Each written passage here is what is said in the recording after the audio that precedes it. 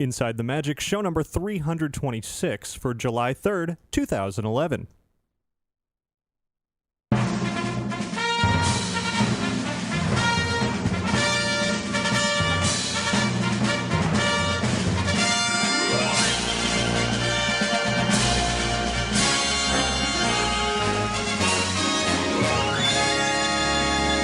It is Sunday, July 3rd, 2011. This is show 326 of Inside the Magic, and as always, I'm your host, Ricky Briganti. Got another great show packed with Disney and theme park news and a whole lot more fun. And before we get started, I do invite you to visit InsideTheMagic.net. There you'll find all of our podcasts, videos, photos, news articles, and so much more. And if you ever have any news, tips, or questions, you can write to me at Ricky@InsideTheMagic.net, or you can call and leave a message at 407-494 4ITM. That's 4486. And now, let's get on with the show.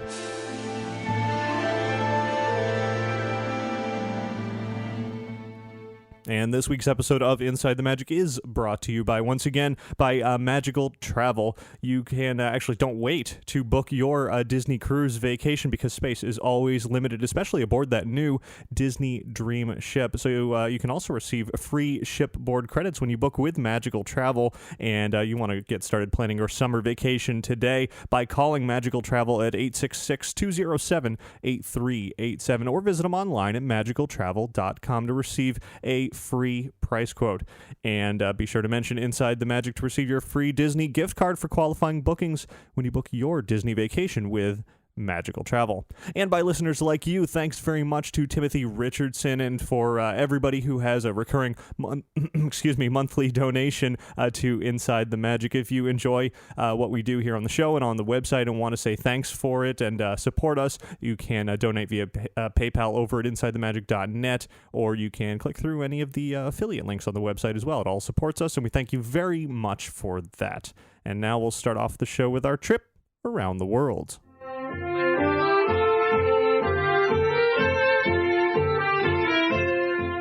And we are live once again online. Welcome to everybody who is tuning into the live video stream. And thanks to everybody who has been watching and writing in saying you've really been enjoying either the live stream or the replays on YouTube. Seems like a lot of you have switched over from the audio podcast to actually watching the videos, which is great. I'm glad to be able to provide even more entertainment for everybody to enjoy in whatever method you want. I know somebody sent me a picture of them watching the YouTube version on their DirecTV on their TV, and so it's great to be able to have multiple ways to enjoy Inside the Magic wherever and whenever you want. I do want to mention that any of you watching live online, we are using Ustream currently for the video, and that may change in the future. I'm not stuck on Ustream. We were using YouTube Live for a while. I switched to Ustream thinking it would be better, but now apparently they're running ads quite regularly throughout the live stream, which is a bit annoying, and I haven't had a chance to figure out the best way to either remove those ads or maybe switch to a different service. So the best way to find us each week, if you're going to watch the live video, would be to go to InsideTheMagic.net/live. Then regardless of what service I end up using, that's where I'm going to put the video and chat room and whatever it is that we'll use. So that would be the best place for that. So, moving on from there, one more Inside the Magic note before we get to this week's Disney and theme park news. It's actually a bit about Google. Google recently launched a couple of new services. One is the +1 button. This is kind of similar to, you can, have the Facebook like button on a web page.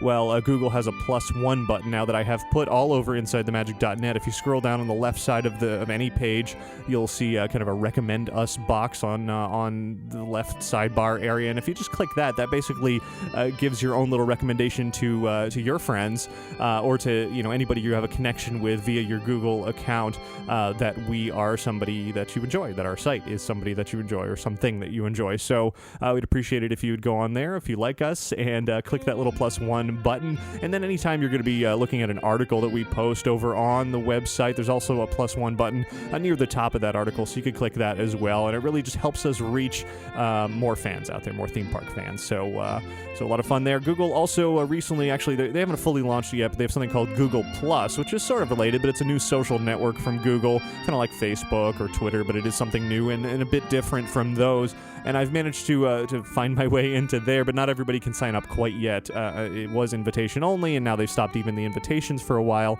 But in the meantime, if you happen to be on Google Plus now, feel free to look me up and add me to your circle on there, as it's called. You can just search for my name or search for the email address, ricky@insidethemagic.net, and you should be able to find me pretty easily that way. So with all of that out of the way, let's get into some Disney news here. And of course, today is July 3rd. You've got some patriotic American Adventure area music going on in the background here. And I want to talk just here for a minute about what, in case you're planning on heading to any of Disney's parks or any of the local theme parks around the Orlando area, here for some festivities tomorrow for July 4th for Independence Day. Kind of want to run through the available options for you. Of course, Walt Disney World has some of the biggest and best fireworks displays to be found throughout the Orlando area. And over at the Magic Kingdom, they'll be running Disney's Celebrate America, a 4th of July concert in the sky. They're actually running it tonight, July 3rd at 9 p.m., as well as at 9 p.m. tomorrow night, July 4th. So definitely a big fireworks show over there at the Magic Kingdom, set to plenty of patriotic music. In addition, over at Disney's Hollywood Studios, you'll find Mulch, Sweat, and Shears performing a rockin' 4th of July celebration where there will be fireworks and lasers and special effects and some rock and roll music. That's going to be tomorrow night, July 4th at 9:45 p.m. And then over at Epcot, you've got the regular Illuminations Reflections of Earth show, followed by a special Heartbeat of Freedom tag at the end, 4th of July finale with laser light and pyrotechnics. And Illuminations begins at 10 p.m. Also at Epcot, you'll find Voices of Liberty, 4th of July concert, and some meet and greets with Benjamin Franklin, Betsy Ross, and some Disney characters dressed up all patriotically. There will be no 4th of July celebration over at Disney's Animal Kingdom. Moving away from Disney, but staying in the Orlando area, Universal Orlando will be running their Universal 360 show over at Universal Studios Florida for Independence Day. This show will begin at 9 p.m. on July 4th, and additional fireworks will continue after the conclusion of the regular 360 show. So you'll be able to enjoy that. And if you don't make it to that park on July 4th, you'll still be able to enjoy Universal 360 through August 13th. And throughout the day, some patriotic characters will be wandering around Universal, and there'll be a local band playing as well, beginning at 5 p.m. on the Music Plaza stage. And no Independence Day celebrations are planned for Islands of Adventure. Then also here in Orlando, over at SeaWorld Orlando, they've certainly got some July 4th festivities planned. And over at that park, there's going to be the Reflections show, which is fireworks and fountains. That'll begin at 9:45 p.m. with additional fireworks timed to patriotic music beyond their regular nighttime show. And SeaWorld's going to remain open until 11 p.m. Tomorrow night. And that is, once again, on July 4th. And then one more local park, Busch Gardens, Tampa Bay, a little bit further away from the area, but certainly if you're over in Tampa, a good place to celebrate 4th of July. Lots of fireworks are going to be going on there. In fact, they were already shot off last night, July 2nd. They'll be again tonight, July 3rd. And on July 4th will be the same fireworks show at 9:30 p.m. Visible from all over the park, but they recommend viewing from Gwazi Park in order to have the best place to watch the show. So lots of options here in the Orlando area to enjoy the 4th of July. Of course, out in California at Disneyland Resort, they're going to have a special fireworks show tomorrow night, July 4th. And then over at Disney California Adventure, there's a special 4th of July version of World of Color that was already shown, I believe, last night and again tonight and then tomorrow night. And that one actually includes some fireworks into the World of Color show as well. I heard it's pretty spectacular. So definitely one to catch if you're out in the California area. All right, so continuing with some non-Independence Day news, I just read that some changes have gone on with the Wild Africa Trek over at Disney's Animal Kingdom. We talked about Wild Africa Trek, I don't know, a few months ago here on the show. I had a chance to experience it and review it. Great experience that you can do over at Animal Kingdom. A little bit pricey, though, a few $100s to take part in it, and now that price will get you even less for your money, actually. Apparently, it used to be that when you took the Wild Africa Trek, you would get a coupon for a free PhotoPass CD.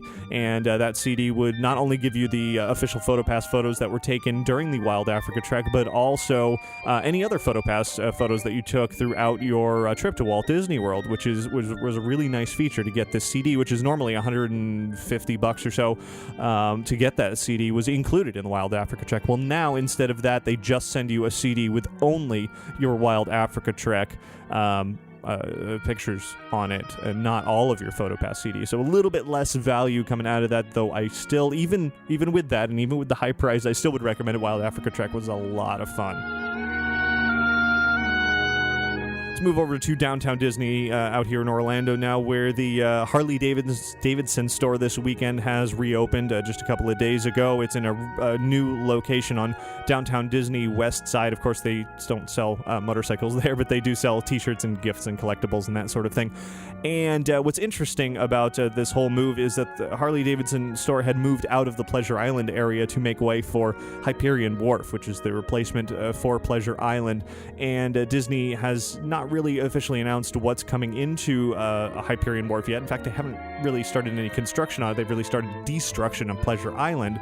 But now it has been revealed that in the former Harley Davidson location, the store Apricot Lane will be moving in there, which is celebrity-inspired branded apparel, jewelry, handbags, and accessories. It's unclear as to whether this is going to be a permanent store, maybe just a pop-up store in the meantime while Disney works on putting together Hyperion Wharf.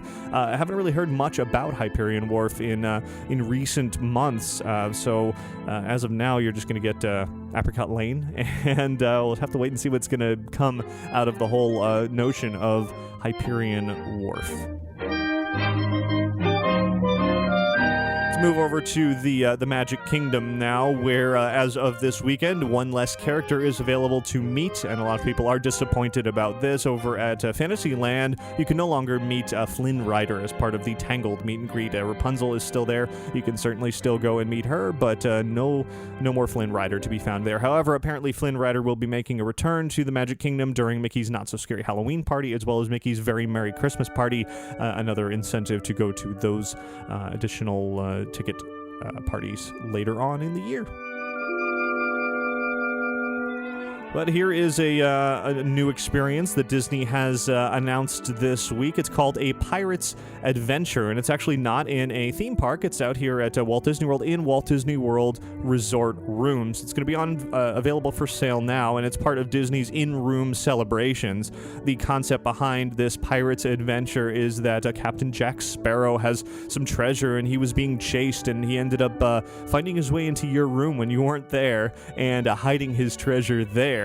And your job is to solve the riddles that he left behind, and in order to unlock his treasure chest. And if you do so, you get to keep whatever treasure you find in there. It's going to go on sale in late summer 2011 for delivery to Walt Disney World Resort Rooms in the fall of this year. So not a major addition to Walt Disney World, but it certainly sounds like something that could be fun for people staying at a Disney hotel, especially with kids, to have a little bit extra fun in the rooms before even heading into the Disney theme parks. But here is something that I am greatly looking forward to, and it is not Disney, but it's one of my favorite events of the year. And some details have finally emerged for Universal Orlando's Halloween Horror Nights 21. They're begun teasing some details about their annual Halloween event, my favorite event of the year. As I said, right now there is a small teaser website set up over at HalloweenHorrorNights.com, and basically the year is Halloween Horror Nights 21. It's their 21st year, and they're building on that 21 number with introducing some sort of luck and gambling and chance and that sort of theme, blackjack 21, that whole thing. The website shows a couple of bloody cards on a table, a queen and an ace, as well as a severed hand, and they have said, be careful what you wager, because nobody beats the house. That's kind of the tagline for, at least for now, for this year. No real details specifically as to what all of that means and how it's going to play into the actual event, but I'm really excited about it. Halloween Horror Nights at Universal Orlando starts on September 23rd this year and will continue for 25 nights throughout Halloween season. So now let's jump coasts over to California, where over at Disney California Adventure, some new restaurants and a new area have opened up, completing the, actually in a remade ride as well, completing the Paradise Pier makeover.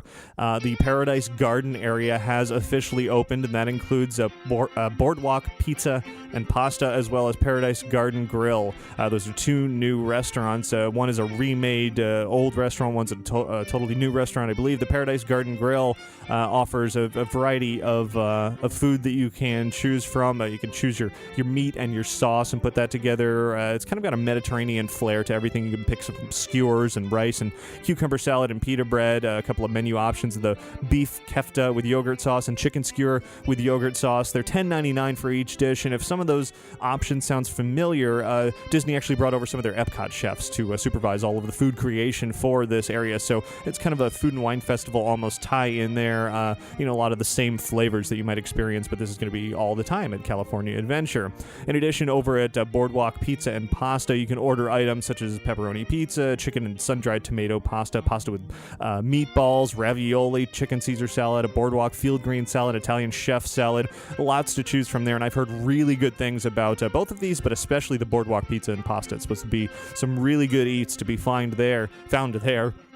And throughout the area, there's it's a dining area that's been really well themed. It's not sort of the kitschy boardwalk theme that used to be there. Instead, it is lots of trees and shaded areas. It's an outdoor area, very attractive, very enjoyable, and I'm looking forward to seeing it next time I'm out at California Adventure. In addition, in the area, there's actually a live band that plays there as well. There's a little stage that's been set up, and really sounds like a fun new way to add some life over to one side of the Paradise Pier area. Much more enjoyable than what was there prior to these upgrades. In addition, just opened with all of that officially is Goofy's Sky School, which is the roller coaster, Wild Mouse sort of coaster that has replaced Mulholland Madness. It's the same ride as before, which I was never a fan of Mulholland Madness, and I doubt I will be a fan of Goofy's Sky School, but at least the theme is very Disney now. There's a lot of in-jokes and cartoons and that sort of thing to be found throughout the queue of Goofy's Sky School. A much more attractive paint scheme. It's not as much of an eyesore anymore, though the ride itself is still, it's a Wild Mouse coaster. I'm not really much of a fan of that. Just like Primeval Whirl out here at Animal Kingdom, I'm not a fan of that either. But at least it fits in much better with the whole theme of the boardwalk in the Paradise Pier area, and certainly sounds like a great place to sit and eat and relax and watch a band and enjoy while you're over there. And then you can ride the Little Mermaid while you're over there as well.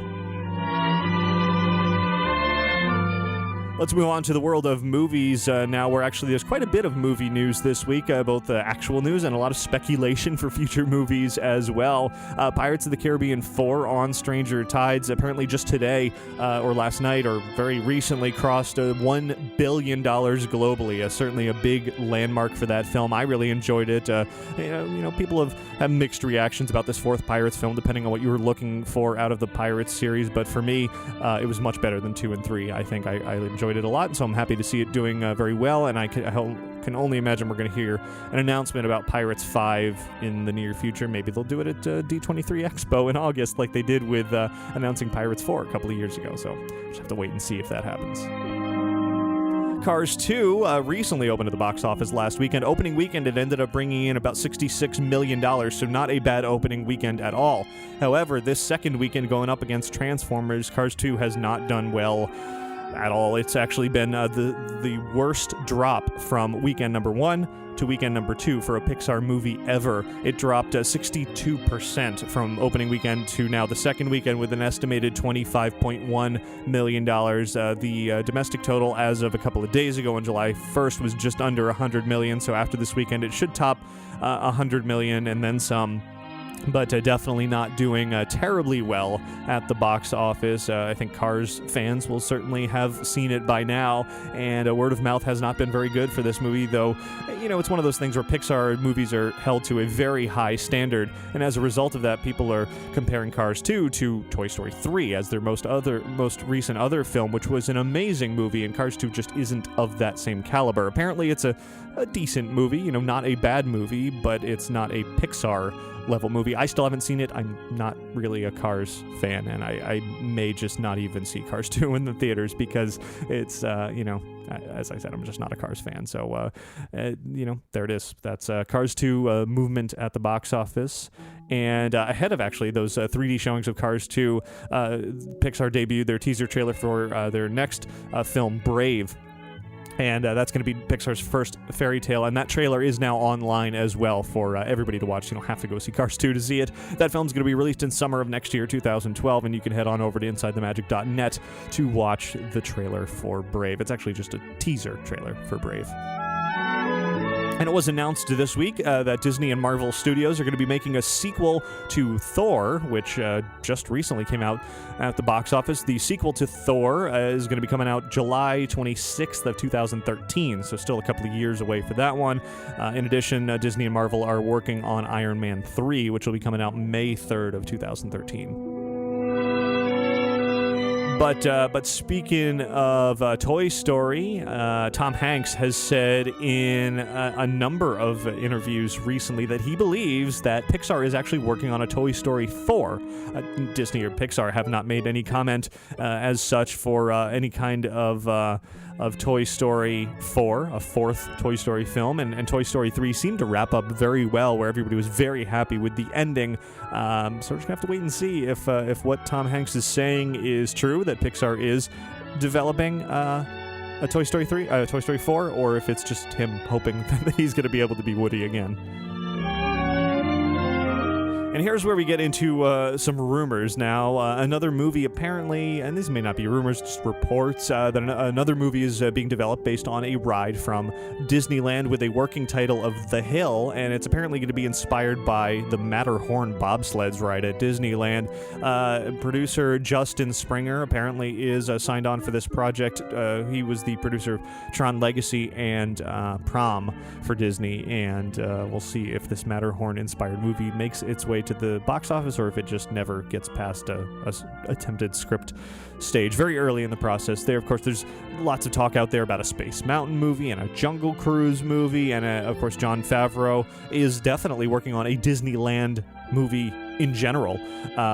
So a lot of Disney park-related movies coming off the success of Pirates of the Caribbean. Haunted Mansion original movie with Eddie Murphy didn't do so well, was not a very good movie. However, Guillermo del Toro announced at Comic-Con last week, San Diego Comic-Con, that they are going to be putting together a new Haunted Mansion movie that'll be much more in the spirit of the ride and not so much Eddie Murphy.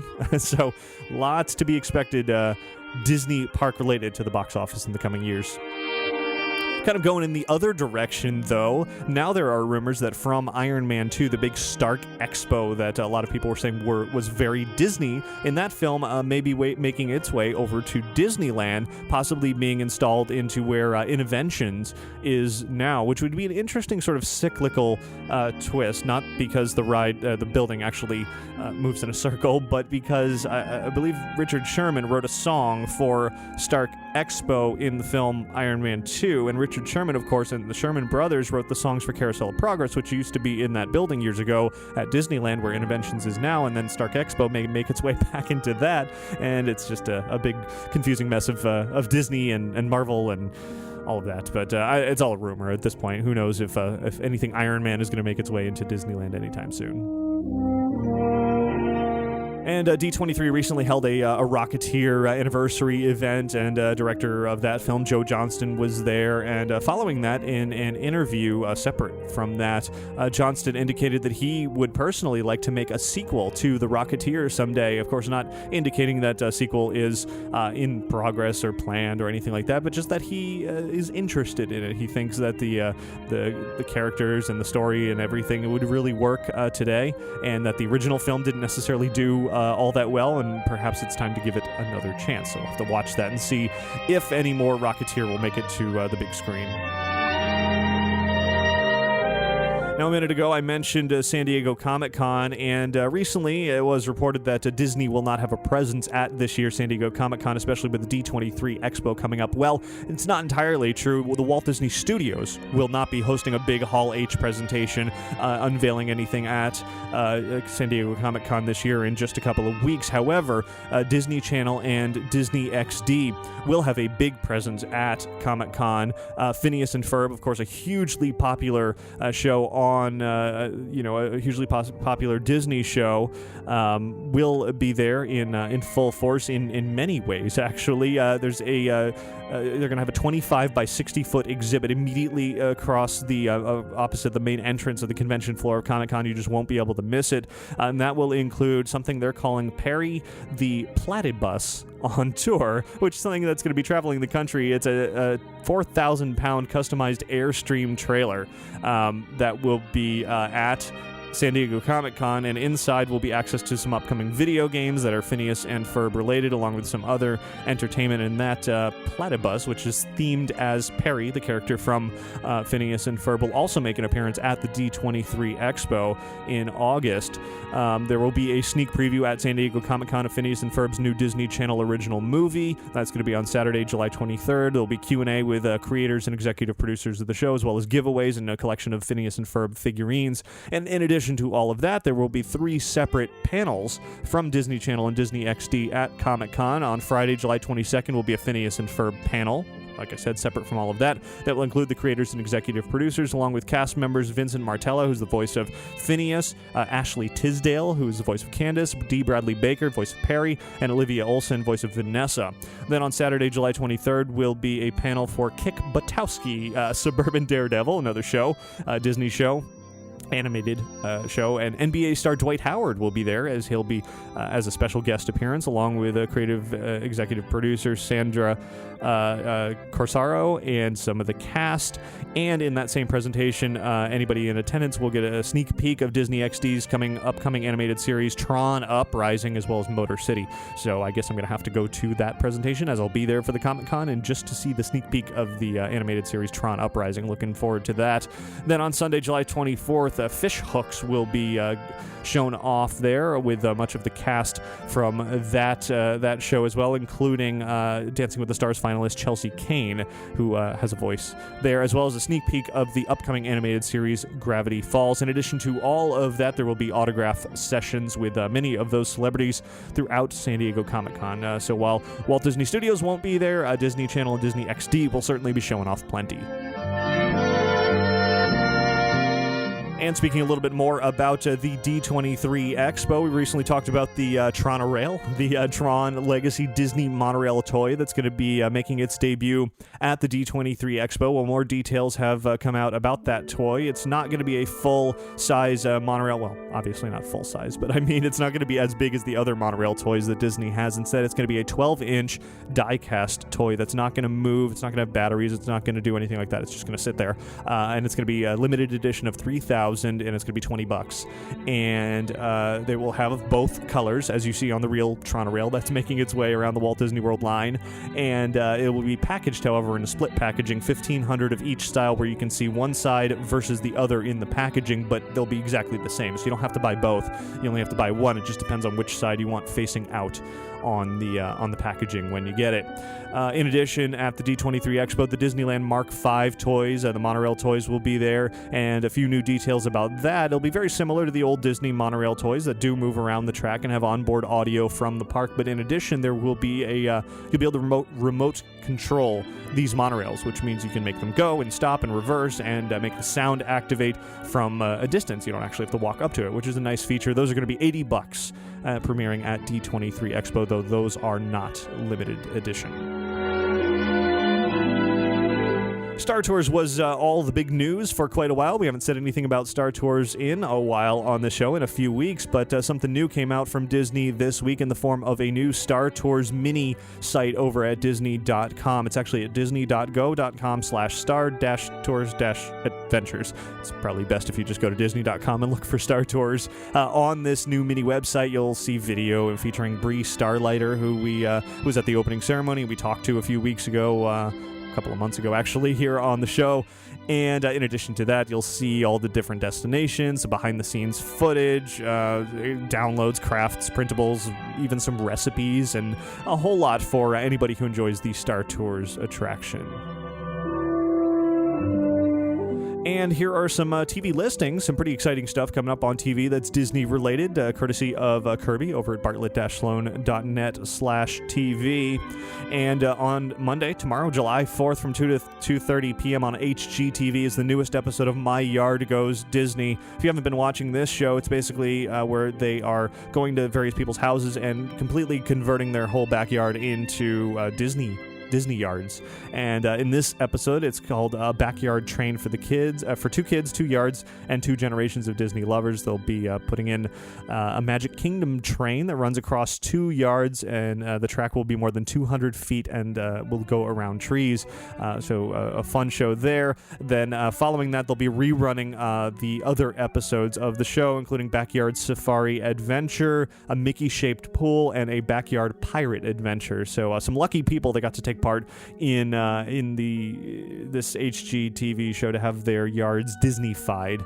In addition, there's one more. There's a Chippendale treehouse and some other stuff. Anyway, just watch HGTV all day on July 4th, and you'll find the episodes that they're rerunning, the old ones and the new one and all of that. Also on Monday, July 4th, from 11 p.m. to midnight on Food Network is back to the topic of Star Tours, is going to be Star Wars cakes.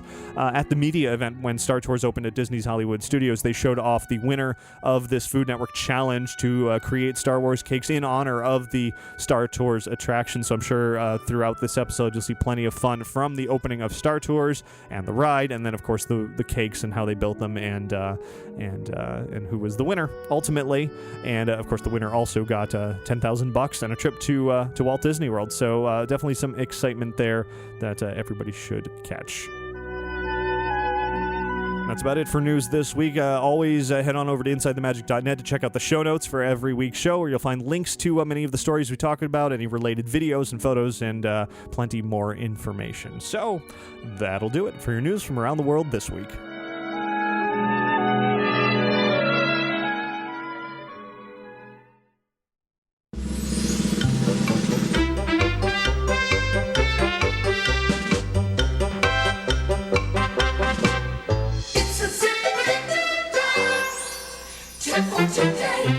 Here's a great tip coming in from Maggie, who writes, I thought this tip with Florida, lovely, stormy, rainy weather would be good. If you're in the park and the weather is not looking best, make sure you wear sneakers and not flip-flops. I know it's a very generic tip, but with this weather, nobody wants to wear flip-flops in the Florida rain. Plus, just general sneakers are more comfortable if you're walking all around the parks.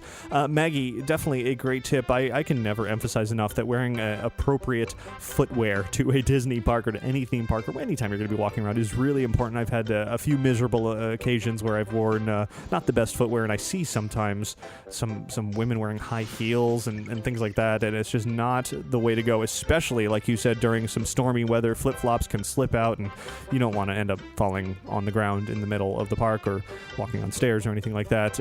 It just wouldn't be fun. So some good grippy sneakers is definitely a good tip. Everyone else out there, send your tips into tips@InsideTheMagic.net.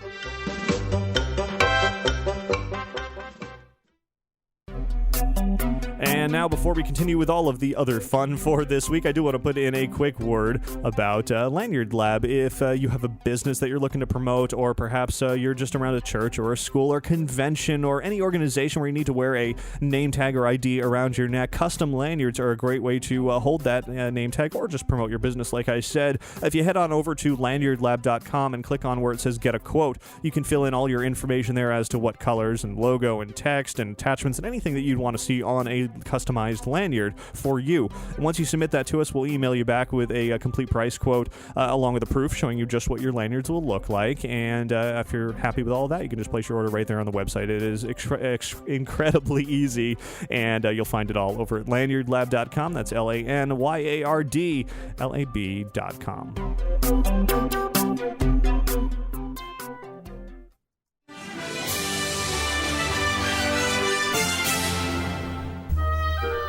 So this week on the show, we're actually going to change things up a little bit. I know we have a usual order to how we do things here on Inside the Magic. Usually it's news at the beginning, and then some segments in the middle, and then listener feedback at the end, and then we close out the show.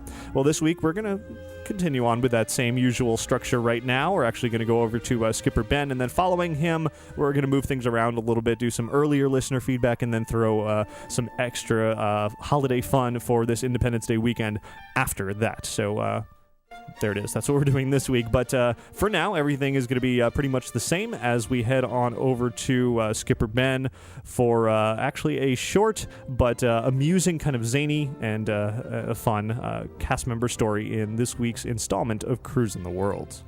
Hello everyone, Skipper Ben here, and it's time for another edition of Cruising the World. Well, I'm riding solo again this week as Lisa gets closer and closer to having our second child, so she's up and down a little bit with her energy levels right now, but we'll hopefully have her back on the show here very, very soon. But of course, we're going to be having another baby very, very soon as well, which has already sparked our conversation, which it'll also be a great segment when we decide to get together and do it, on when the first trip with the newborn will be. Of course, I'm pushing for as soon as possible. Lisa's pushing for a little bit farther off, but not too far, because Abigail is absolutely obsessed with Disney World, and we got to get her back out there very, very soon, which kind of leads me into the little cast member story I'm going to tell you guys this week, because Abigail's new thing is watching rides before she goes to bed every night. It's kind of our wind-down routine. We joined the dark side and got a new iMac, and got the large screen and everything, so it plays, the YouTube videos very nice and clear, and she absolutely loves it. And what we do is we'll go, she'll get ready for bed, and we'll come in here and we'll get on YouTube and just watch rides from all of the parks all over the world. And it's kind of led me to some of the classic attractions that she's never been on herself, and stuff that I haven't seen since I was really young. And it's actually been a really good way to put her to sleep. If you have a child who loves Disney but is having a tough time going to bed, just plop down in front of the computer and watch, World of Motion or Delta Dream Flight. It seems to knock her out immediately, kind of like it used to do when I was a kid, but that's another story. But it's led us to look for other attractions, since we are doing the same videos over and over and over again. And so I'll sit here and just kind of brainstorm and be like, what's something we haven't watched or I haven't seen in a long time. And this is a weird way of getting to what I'm going to talk about. But one night I was just thinking, from my first summer out there, Disney's Doug Live that was over at the Superstar Television building. So I looked that up. It was there, and we sat back and watched Disney's Doug Live. And first off, I think that's a great attraction. I thought that was a really good stage show. I don't know why. I never watched Doug one time before I worked out there and before the show debuted, but I thought the production value and the entertainment value inside it was well worth your time to go check it out when it was there. And going back and watching the old videos, I think it's pretty darn cool. So if you've never seen Disney's Doug Live, go on YouTube. You can do a search and check it out. But the story that I'm going to get to leads in there, because when you work in the parks, it's almost like each attraction is its own nightclub. And if you know people at the other nightclubs, it's easier to get in or to participate in those activities. So the people who at Disney's Doug Live, a lot of those stage performers were friends with Sweetums over at Muppets, so it kind of gave us an in to get in there and see the show whenever we wanted. But the other part was, during the show, they picked out 4 people in the crowd to be part of the Beats band that is has a pretty good part in the middle of the show. So whenever we wanted to, we would go find our Sweetums friends over there and say, hey, can we be part of the show? They, put us in seats where they can find us during the pre-show, pull us out of the crowd, and boom, there we go. So I got to do the Beats show probably 3 or 4 times, and it was a blast, getting dressed up in the costume, being up there on stage, acting like an idiot for about 30 seconds and going on. So, it was always fun to know people at other attractions, because you kind of got to, on your days off, get pulled up there and be part of those shows as well. Which leads me to our friend over at the Backlot Tour. When I was out there my first summer, we had a whole group of us who lived together in the same building over at Vista Way, which is one of the apartment complexes where the college program kids stay. And we became really good, tight-knit friends. We're still friends to this day, keep in touch, wonderful thing of Facebook and all that fun stuff. And so I worked at, Muppets, and a couple of them worked over at one worked over at Splash Mountain, one worked in Custodial, which they never helped us out with anything because they just threw stuff away all the time. But two of our friends worked over at the Backlot Tour, and one's name was Mike. So myself and my friend Jeremy decided that we wanted to go over there to the Backlot Tour and see if we could participate in the water tank show. Neither one of us had ever done that before and thought it'd be a good time, and we knew Mike was working that day, so we went over to the studios and we wait in line, and we get up all the way to the front, where the queue line is, and you get to watch that wonderfully old Michael Bay. Back in 99, it was the same Michael Bay video as it is today. That's quite scary. And if I said 2000 earlier, I meant 99. This all happened summer 99. And so we get up to the front of the queue, and it's right before you take the right turn and go down to the water tank area. We find the cast member at the front. We're like, hey, we're friends with Mike. We'd love to be part of the water tank show if we can. Is there any way that we can wait around until his rotation comes through and he's up there hosting the water tank show and we'd be a part of it? And she was, kind of looking through the bump rotation, and she found out he was going to be up there real soon. And she's like, yeah, no problem. You just got to wait to the side. So Jeremy and I waited to the side for a while.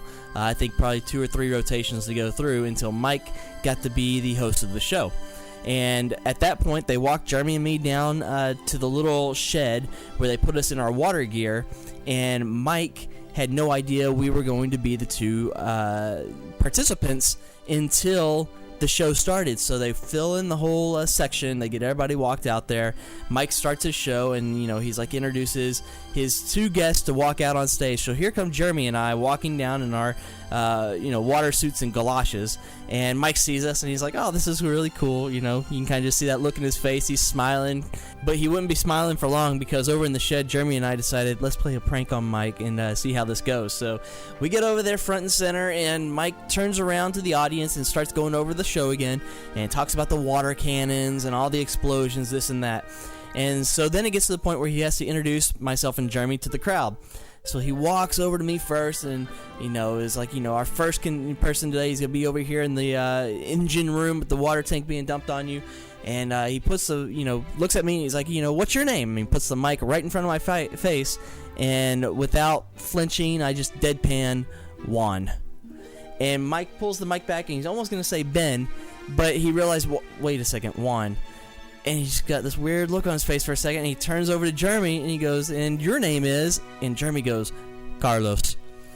And so he's like, oh, welcome Juan and Carlos to the Backlot Tour. And he puts us in our little spots and everything. And the best part of it, the crowd, it was an inside joke for sure, but there were several instances where Mike would go, all right, Ben, Carlos, Ben, Juan, Ben, Jeremy, Juan, just kind of fumble over the names the whole time, because he was used for months and months and months of calling us Ben and Jeremy, our real names. And here we put him on the spot in front of a large group of people, having to remember he needed to call us Juan and Carlos instead. So if you were ever part of the Backlot Tour where that happened, I apologize, but I still find it funny to this day. Jeremy still finds it funny to this day. And Mike, he doesn't find it quite so funny, but you gotta do certain things to keep you entertained while you're out there in the parks. And luckily, like I said a few weeks ago, I found this book with everything I did during that summer, and it's reminded me of several things that we did to keep ourselves entertained,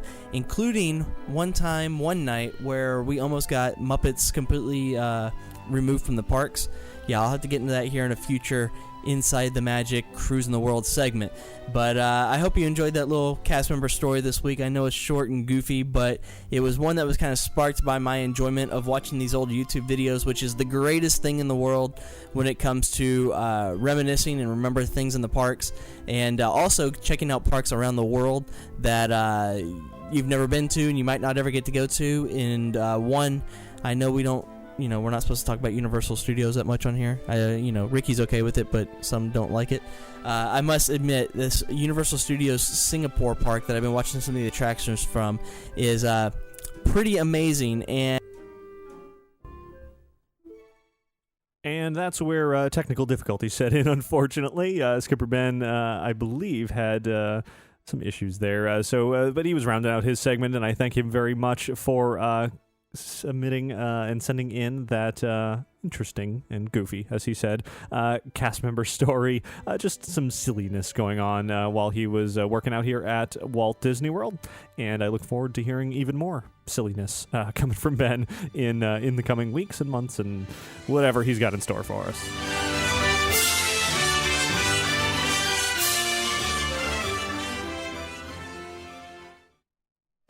Hi, Ricky. Hi, Ricky. Hey, Ricky. Hi, Ricky. Hi, Ricky. Hey, Ricky.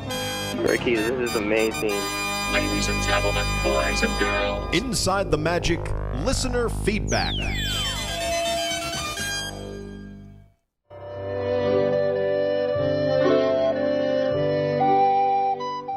All right, so let's move into some listener feedback here. As I said, we're doing things a little bit out of order this week, and I do want to answer some questions and comments and all of that sort of thing before we get to one more fun feature on this week's show. So let's jump right into it. And first up, I've got an email from Jackie who writes, I recently attended a preview of the Broadway show Spider-Man Turn Off the Dark with my school. Since Marvel is owned by Disney, I thought I would give a quick summary of my thoughts. Before I start, I want to tell you that I saw the reimagined form of the show, which was changed based on an audience reaction, such as the controversial geek course being removed. I don't want to spoil too much, but I just want to say how amazing of a show Spider-Man was. I was fortunate enough to not have any accidents happen during the performance. I know the show is famous for them by now. The stunt/aerial scenes were amazing. The actors were talented, and one thing I noticed was that in the second act, there was a lot of love ballads between Peter Parker and Mary Jane that were all the where do you keep going, I wish I could tell you kind of things that you generally see in superhero stories. The audience began to groan after a while. Other than that, I thought it was an okay blend of drama and romance and action scenes. Then again, I'm a teenage girl. Well, the last thing to note is that this show can get kind of scary at times. There's no profanity or gross violence, but a few characters die, and there's one sequence where there are mutant people created by a villain to fight Spider-Man, which is a bit startling. Other than that, really anyone would enjoy it, even me, the girl who didn't know anything about Spider-Man. Jackie, thanks very much for that.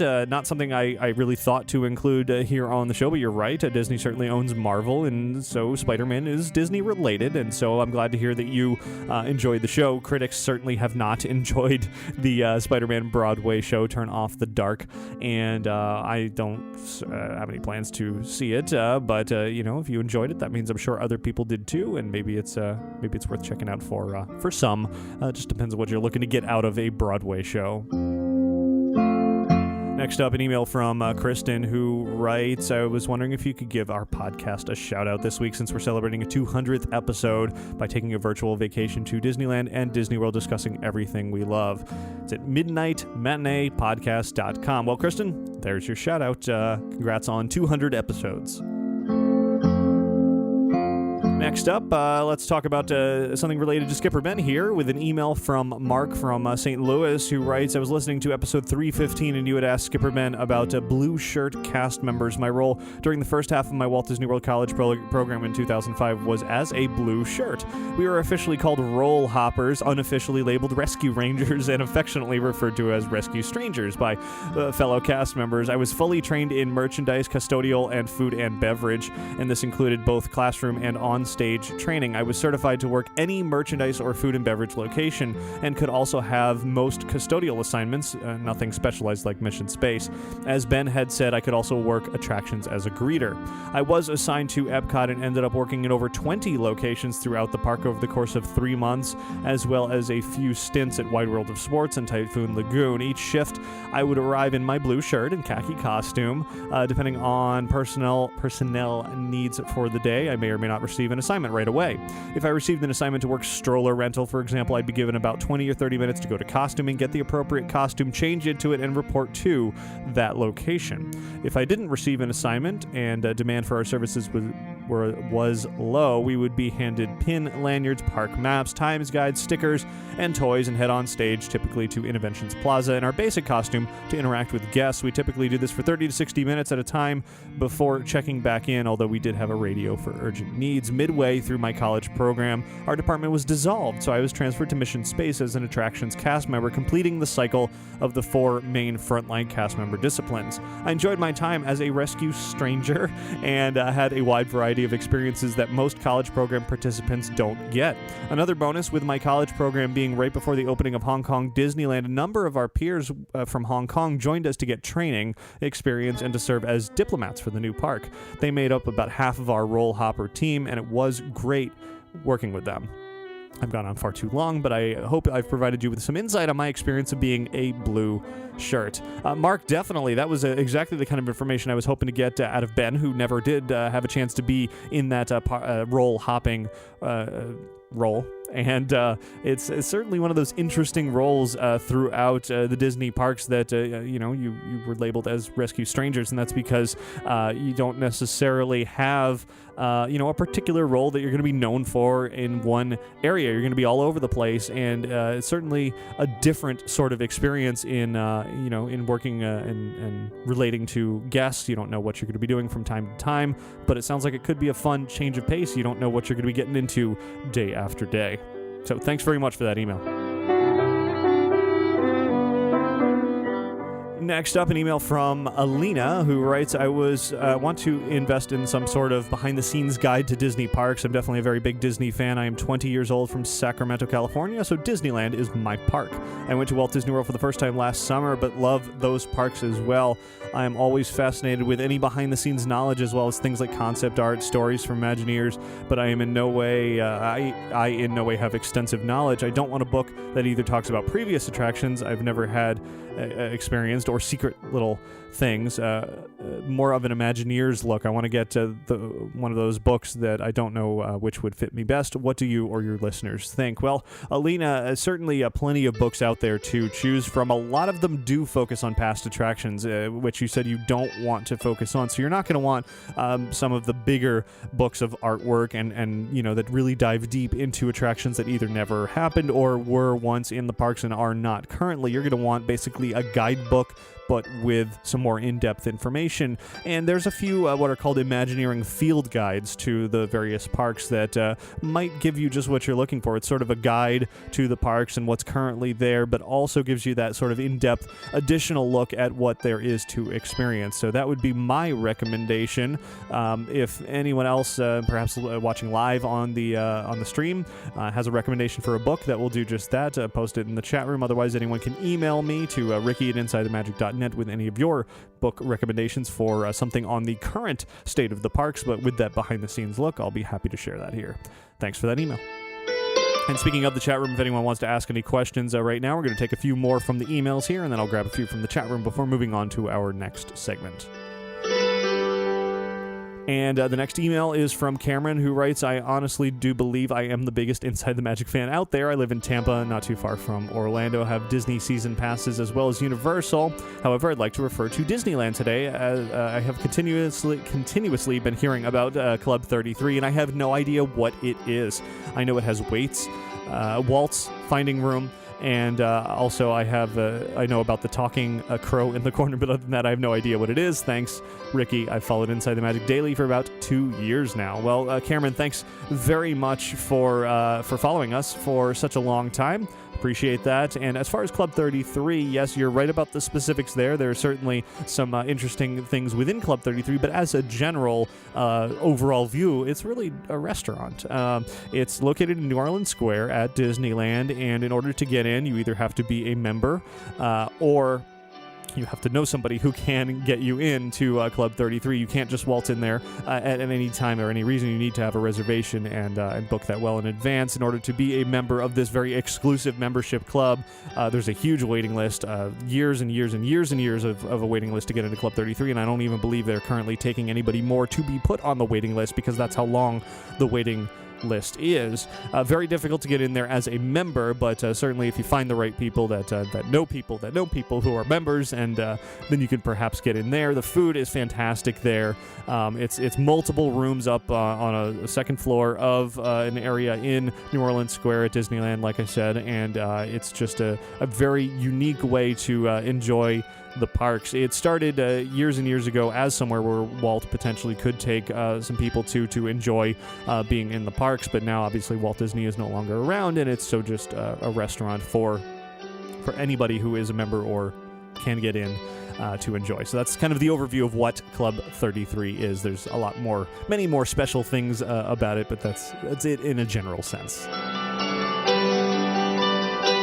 Here's an email from James, who I believe is in our chat room right now, and James submitted a few questions for me to answer, and I'll be happy to do so. James writes, presently at the Walt Disney Company, who do you think is most like Walt Disney, meaning who do you think acts the most like Walt when it comes to how the company runs? Number 2, do you think there will be audio animatronics of Lumiere, Cogsworth, Mrs. Potts, and Chip at the Be Our Guest restaurant? Will those figures interact with guests? And number 3, currently at the Disney parks, they're asking, what is your favorite memory at the parks? My question is the same. James, fun questions, definitely. As far as who is most like Walt Disney at the Walt Disney Company right now, it's a tough one because I don't think anybody can ever be like Walt Disney exactly. Walt had such a unique way of looking at the world that it's tough to follow exactly in his footsteps, but many say that John Lasseter is kind of currently the Walt Disney of the Disney Company. He's a very different person than Walt, but just in the spirit and the creative, mindset and the way he can approach projects and everything in sort of a different way than most people would think about it, then that is the reason that he is often compared to Walt Disney. And it's hard to pinpoint one specific person that would have that same unique mindset in order to create all of this. I really don't think anybody has been like Walt since Walt Disney. It's something that a lot of, longtime Disney legends or people who knew Walt, when Walt first when he first passed away, he, of course, left this gap in the Disney Company where everybody's wondering, well, what would Walt do? And eventually they realized that saying what would Walt do is impossible because nobody ever knew what Walt would do. It's an impossible thing to figure out because he had such creativity and had called his own shots on everything, and that's the reason Disney became what it is. It's because of him. So to have anybody try to follow in his footsteps would be impossible. So as such, there is really no Walt Disney currently at the Walt Disney Company, but there are a lot of people who kind of aspire to move that legacy on, and that would be how I answer that question. As far as audio animatronics in the Be Our Guest restaurant, I have absolutely no idea. Lumiere supposedly will be present in the Be Our Guest restaurant in some form. Could be an animatronic, could be a projection, could be any number of things, and will there be interaction with guests? I really don't know. We'll just have to wait and see on that one. I have absolutely no idea whatsoever. And what is my favorite memory at a Disney park? That is always I hate picking favorites of anything. It's always a tough thing. But when I think back, I definitely, think about some of my earliest memories of visiting Walt Disney parks. And I think about riding 20,000 Leagues Under the Sea, and I think about my first experiences with the Haunted Mansion. Those are some of my earliest memories of Disney, and I think because of that, they would be my fondest or my favorite memories. Just kind of setting the stage for what I will be moving forward. Becoming a Disney fan and going to the parks all the time. So there's that. And thanks very much for sending those questions in. And now I will, let's see. Still got quite a few emails. Let's go through a couple more emails before we hit the chat room here. Max writes in from Rome, Italy, actually. And Max says, I've been listening to your podcast for 2 years, and I wanted to know if you could suggest a book about Disneyland or Disney World history. I'm really interested in Disney history, and you are the person who knows best about it. Well, Max, definitely a good question to ask with that other request I had just a couple of minutes ago about Disney books, but in the complete opposite direction. The other person person didn't want Disney history, they wanted current. You, however, want Disney parks history, and that there are a number of books out there.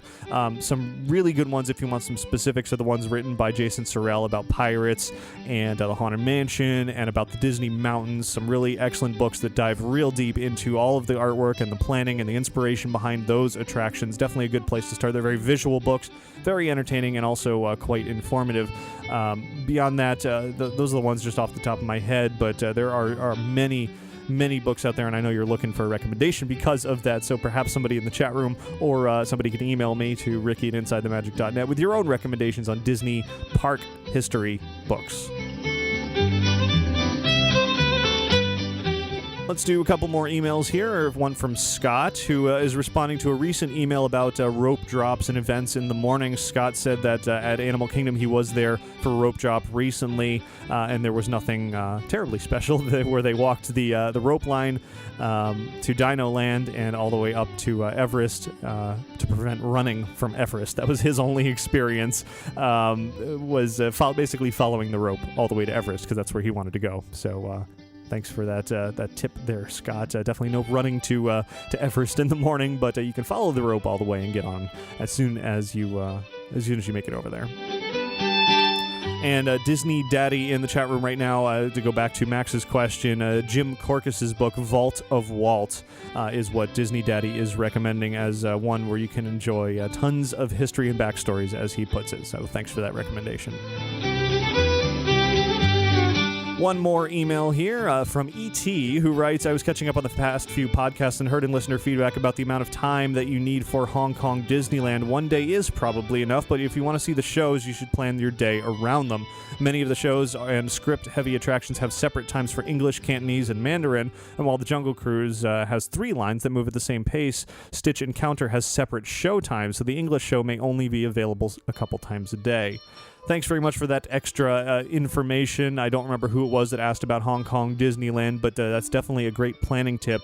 Certainly going to a show where you don't understand anything that you're saying, and that is not a good thing.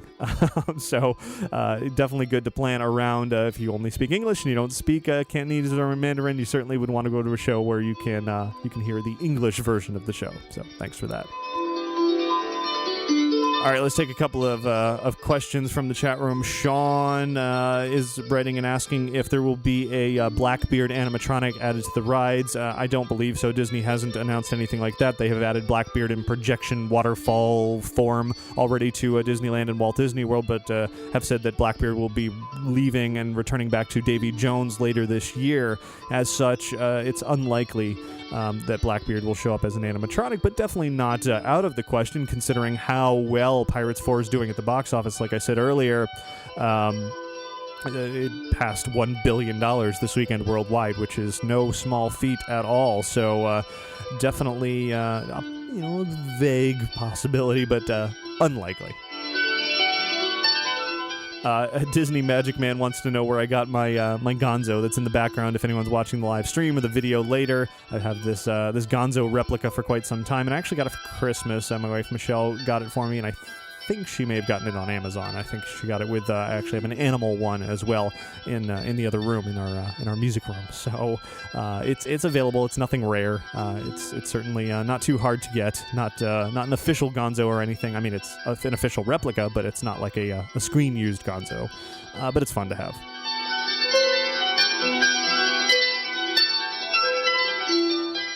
Here's a quick question from Disney Daddy, again in the chat room, who said, what's up with the Waste It exhibit at Inventions? Did I miss some news earlier? And no, and I'm glad you brought that up. I believe the Waste It exhibit is, it's disappearing. It's being thrown out, if you will, from Inventions. I don't know what's going to be replacing it, but I believe Waste It is vanishing from Interventions.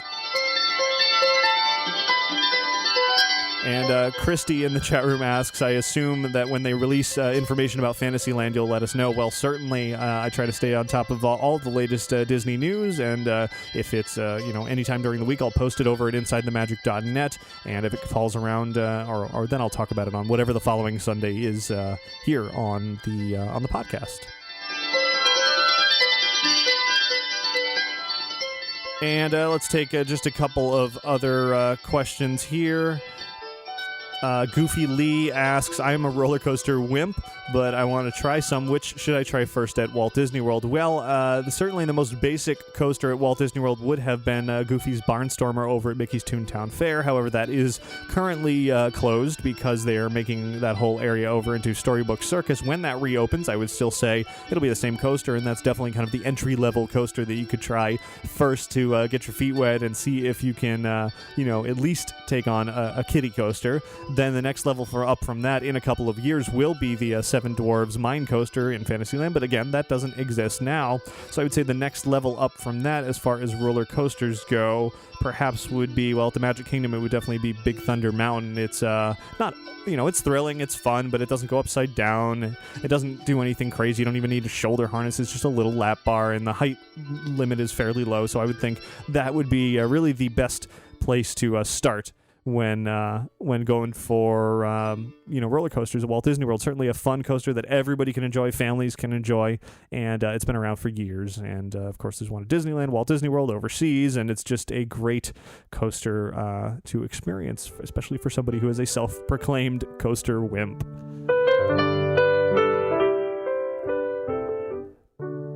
And I suppose we'll stop there. So that'll be it for listener feedback this week, but not quite it for the show.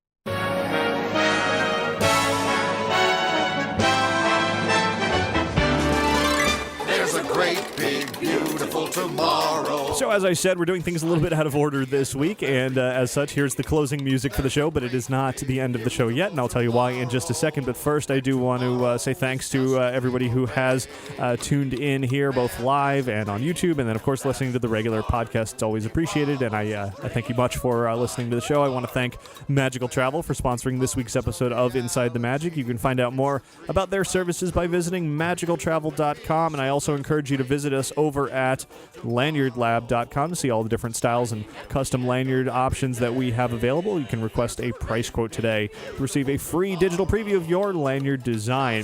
And between episodes of this show, head on over to InsideTheMagic.net for all of the Disney and theme park news and our show notes, and find us on Twitter and Facebook and YouTube and all of that. So now it is Independence Day weekend, and this is how we're going to wrap up the show, not with just me talking here, but also with a special musical performance.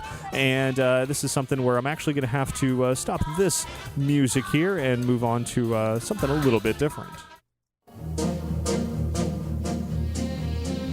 So every summer at the Disneyland Resort, there is a special band that's put together called the All-American College Band. It's a tradition since 1971, in which Disney basically invites together some top college musicians from all over the United States to perform at Disneyland. It's a 21-piece band that they put together every single year for 11 weeks each summer, and this band performs 5 days a week in the parks in a variety of ways. There's an on-stage big band / jazz format, and as well as a marching band format for 4 other performances each day, and it's basically the requirements to be in this band. You have to be 18 years old, you have to be in college, of course you have to be able to play an instrument very, very well, and in return for being invited to become a part of this All-American College Band, Disney provides housing, fully furnished, and a weekly stipend as well for being there, and you get the opportunity to perform in front of guests, thousands and thousands of guests throughout the summer, 5 days a week,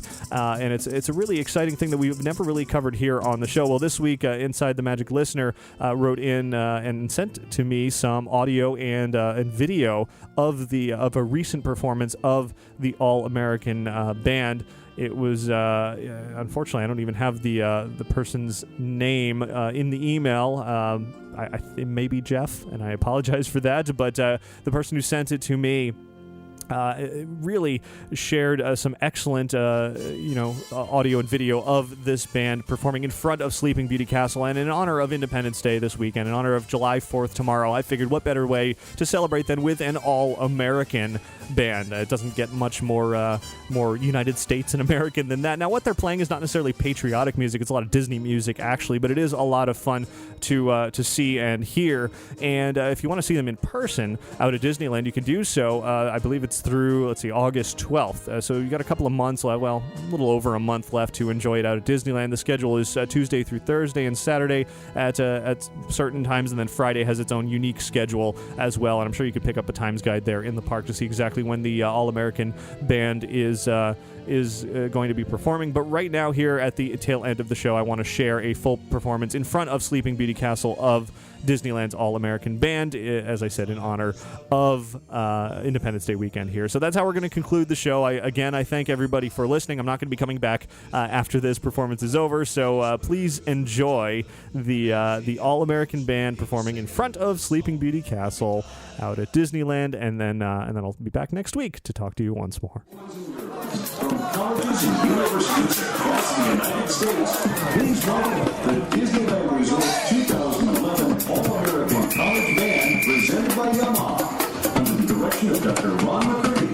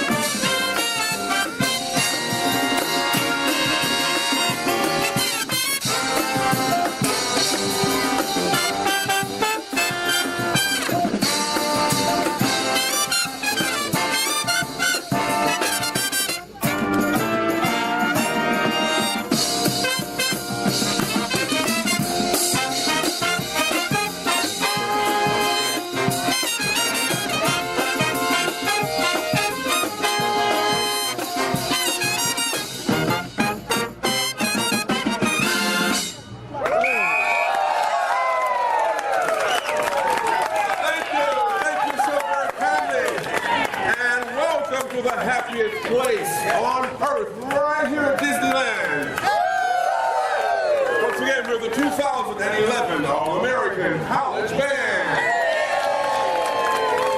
We would like to continue now with a beautiful medley of some of Disney's most well-known movie themes. First of all, introducing our three little pigs and the big bad wolf. Our first little pig hails from the University of Florida, the Fighting Gators. Say hi to Lexi.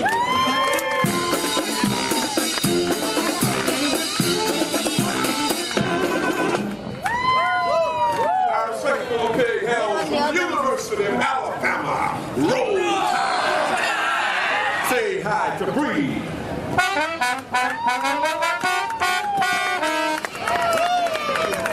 And from our pig from USC, home of the Fighting Trojans. Say hi to Eddie. Can't touch this.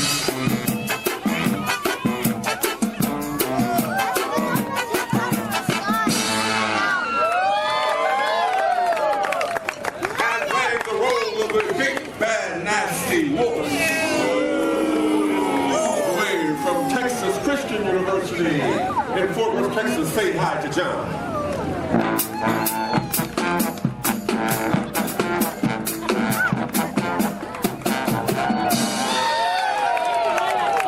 Calm down, ladies, calm down. And now to the Lion King, playing the role of the evildoer Scar. From the University of Illinois, the Fighting Illini. Say hi, Ben. And playing the role of Scar, from the Ohio State University in Columbus, Ohio. Say hi to Dan.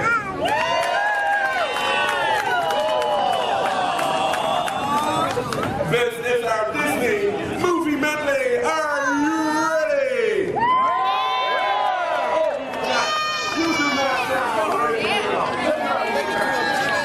This is our Disney movie medley. Are you ready? Are you ready?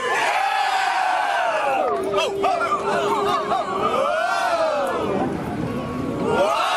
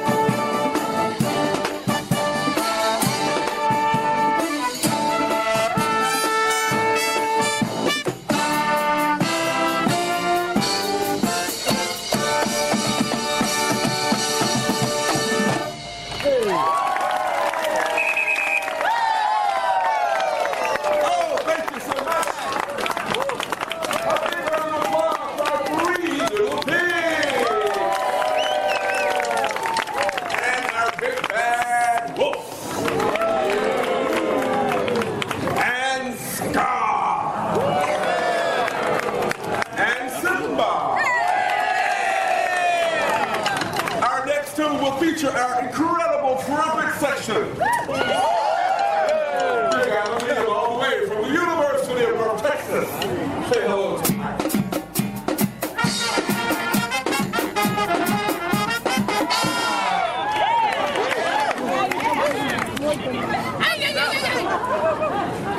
This is a PG-rated show.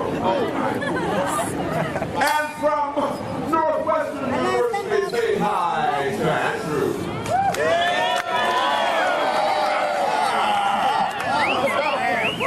And from the University of Illinois, Champaign, Illinois, say hi.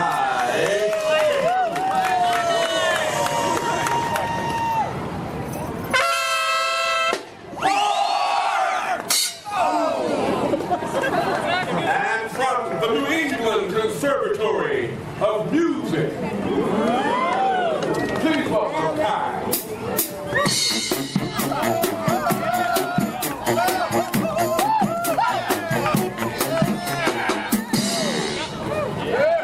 This next also features our incredible percussion section. Yeah! All the way from the Hoosier State, Indiana University. Say hello to Mitch.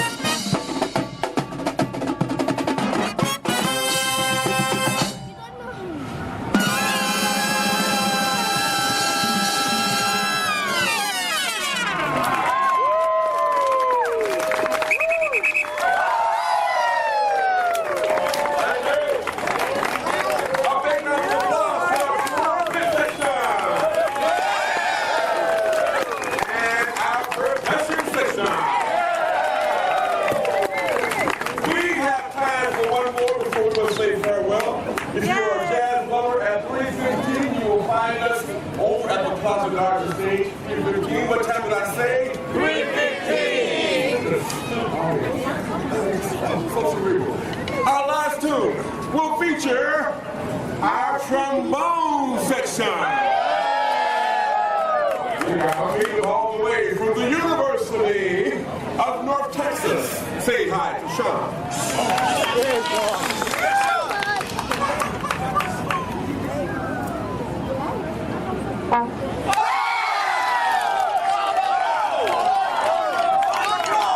And from Texas State University, say hi to Kyle.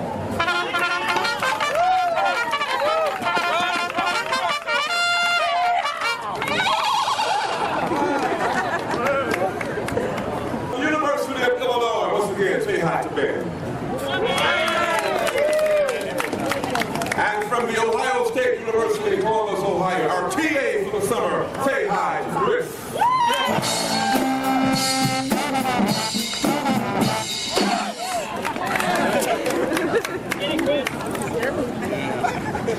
Mellophone section from BYU, Brigham Young University, say hi to Corinne.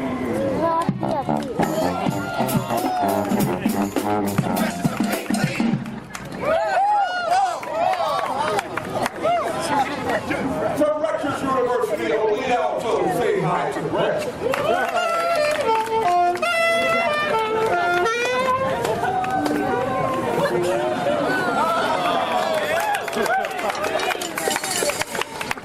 Also from the New England Conservatory of Music, say hi to Stephanie.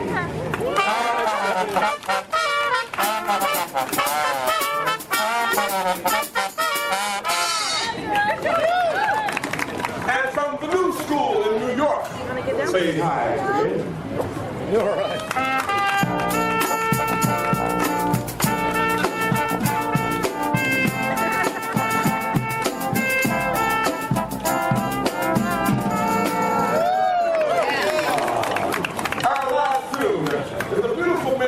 Disney's most well-known attractions. We're taking you to the Haunted Mansion. We're taking you to the Tiki Room. We're taking you to It's a Small World. I used to have hair like that.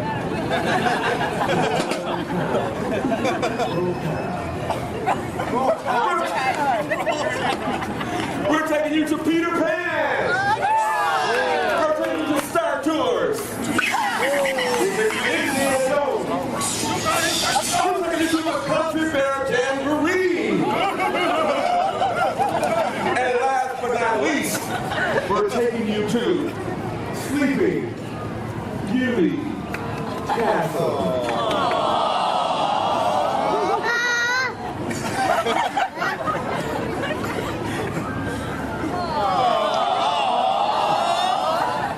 Ladies and gentlemen, the 2011 All-American College Band.